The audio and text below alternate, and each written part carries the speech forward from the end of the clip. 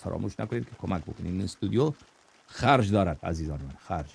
خب پول باید بدیم که این استودیو چراغایش روشن بماند.